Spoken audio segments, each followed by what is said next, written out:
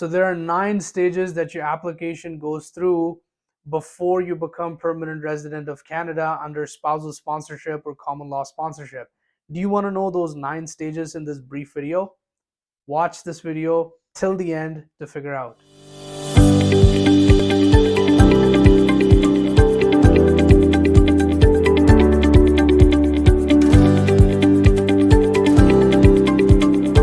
Hi, my name is Ibad. I'm a licensed immigration consultant based in Mississauga, Ontario, Canada. So today I'll be discussing 9 different stages that your application goes through once you submit the application to IRCC for spousal sponsorship and common law sponsorship.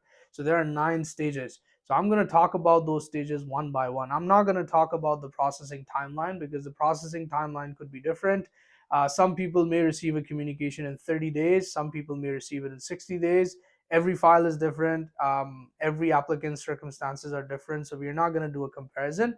I'm only going to talk about the stages that an application can go through, because no matter which country you come from, no matter which application you're submitting, it could be inland, it could be outland, but one thing is for sure: the stages that the application goes through, these stages are the same. So I'm going to talk about those stages one by one. So the first stage of your application is when you receive an AOR, which is acknowledgement of receipt. Basically, this communication means that some official at IRCC has reviewed your application that you submitted, and they have gone through all the forms and the documents, and they found your application to be complete at that stage, and they assigned an application number to you. Now you can use that application number to link your application online to a portal so that you can keep receiving communication from IRCC directly to your portal. Now, if you submitted an application inland, which means you submitted the application from Canada, you can use that AOR to submit an application for open work permit. Okay. Processing time for inland is almost 2 years. So there is no way you want to stay at home for 2 years and waste your time. So you may want to get a job. You can use that AOR to apply for open work permit inside Canada. So the second stage of the application, or I would say the second communication you would receive, is sponsor eligibility letter.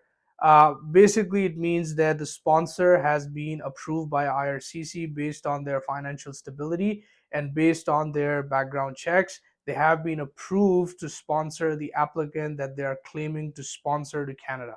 So the third stage in the application, or let's say the third possible communication you would receive, is biometrics request letter. If you made the payment for government processing fee on the application, and along with that payment, if you made the payment for biometrics, you're going to receive this biometrics request letter. And once you receive this letter, you have 30 days to get it done. So you can do biometrics inside Canada if you're inside, or if you're outside Canada, you can do biometrics from outside Canada. In fact, biometrics could be done from anywhere in the world. So this communication of biometrics and sponsor eligibility letter, they may show up back to back shortly after receiving your AOR. I cannot give you exact days when you're going to receive them. As I said before, the processing timeline could be different for every application, but these two letters, often they show up back to back, okay, shortly after receiving your AOR, which is acknowledgement of receipt. Number 4, medical exam. Now, this medical exam request could be made either much later in the process, or sometimes it's requested early in the process. But nonetheless, whenever they make a request, you have to get it done. You're given 30 days to do it. And once you're done with your medical exam, the result of the medical exam is going to remain valid for the next 1 year on your application record. And in case if your medical exam expires while waiting for a decision on the application, IRCC will ask you to go for another medical exam. There's a possibility. And some people want to do medical exam and submit that medical exam results along with the application, which is something I don't recommend. I believe you should only go for a medical exam when you're requested to go for a medical exam by the IRCC. Otherwise, you'd be wasting time and money. So you should only go for a medical exam when you're requested to go for a medical exam. Number 5, background checks. A lot of people get frustrated at this stage because they don't know what's happening with their application. If you have hit a phase on the application where you're not receiving any communication from IRCC, and it has been this way from the last 6 months, 8 months, or maybe a year, that means that the application is going through background checks. So application goes through background checks, security checks, criminality checks, relationship eligibility tests. There are so many things that happen. and you're not going to receive any communication for it. It can take 5 months, 6 months, maybe a year or so. You never know, but IRCC is definitely going to contact you once all these background checks are completed. Number six, additional documents. So you may be asked by IRCC to provide additional documents in case if something is lacking or some circumstances have changed on your application. Now they want you to provide additional documents for it. So let's say your photos were not convincing.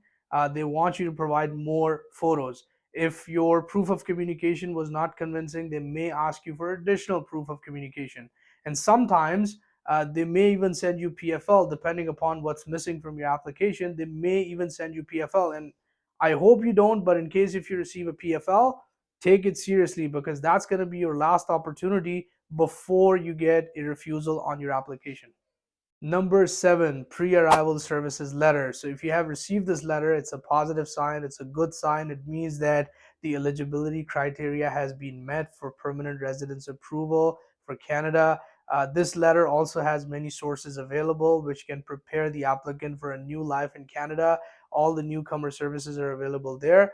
This letter is a good sign. It means that soon your application is going to conclude. Number eight, so this is the final stage in the application where you receive a passport request. So if you're outside Canada, you're going to receive a passport request. But if you're inside Canada, you're going to receive a communication that says that your permanent residence has been approved, and you'll be invited to create an online portal to confirm your presence in Canada for permanent residence. If you're outside Canada, you will be requested to submit your passport to the nearby visa application center, or to the nearby embassy, depending upon the instructions. So you will submit the passport, and the visa is going to be stamped to your passport. Number nine, the final stage.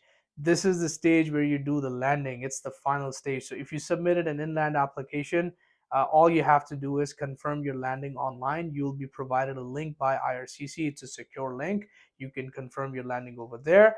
But if you submitted an outland application, then you're going to have to land in Canada physically. Once you land in Canada, an immigration officer is going to ask you a few questions, and then they will also ask you to confirm the address, because they're going to have to send you the PR card. So once you do that, you will receive your PR card in the mail in about 6 to 8 weeks. I hope this video has clarified a few things, because I see a lot of people asking questions from each other on the internet, and then they try to compare their process to somebody else's process. I hope this video is going to give them a clarity. Once you submit the application for PR, these are the stages that the application would go through. And if you like the video, you can hit the like button, and for your feedback, you can comment below and let me know. Thank you for watching.